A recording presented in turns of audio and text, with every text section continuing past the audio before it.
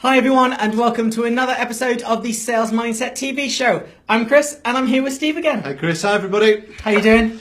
Great, thank you very much. Good night? Yeah, five-a-side football. Oh, brilliant. Yeah. Did you win? Let's not talk about that. Okay. We're going to pick up on networking. Yeah. Because we spoke about yesterday about why people should go networking. But let's talk a bit about how people go networking. Because it's not always about getting that sale, is it? When you walk into a room, it's not about trying to make that sale with everyone. People are going to be at different positions in their buying cycle. Yeah. And also they want their information a different way. Everyone wants to receive it differently. And you've got to be prepared for that, haven't you?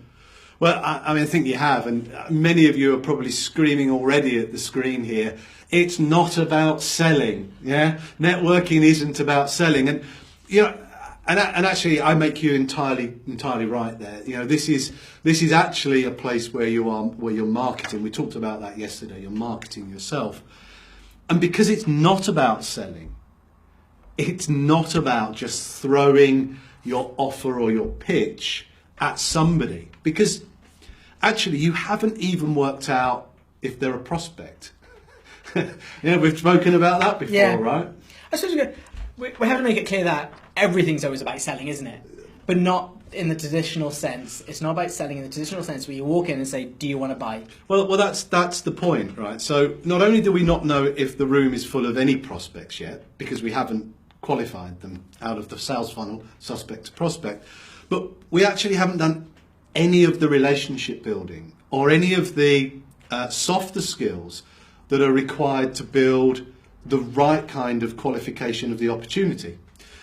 And in a networking environment, you know, people would like to receive information potentially in different ways.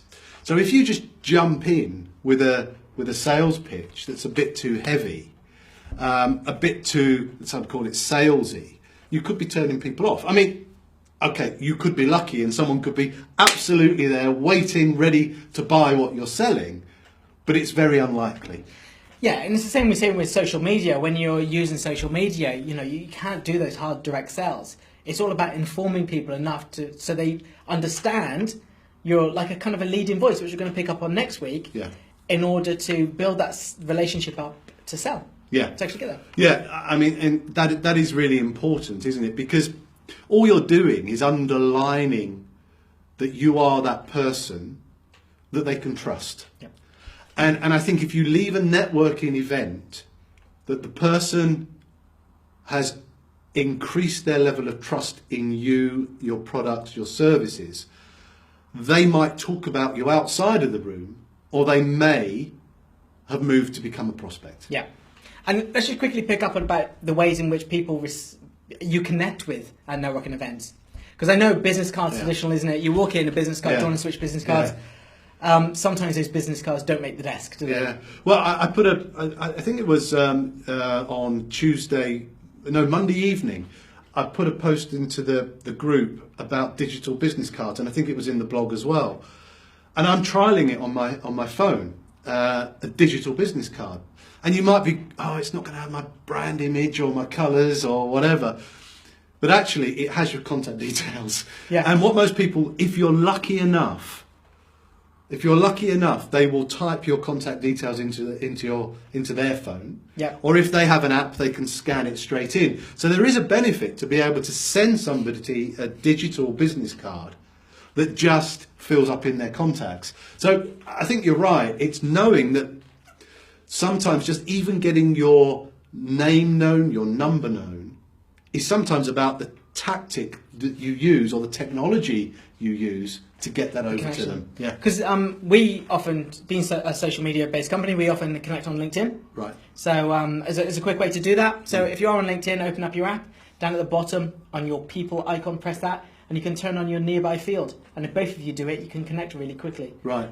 So we do that, switch virtual business cards. So yeah, there's many different ways in which you can connect. Totally. And you just got to find the right way of that right person, because that's going to be how you continue connecting and communicating going forwards, isn't it? Yep, totally right.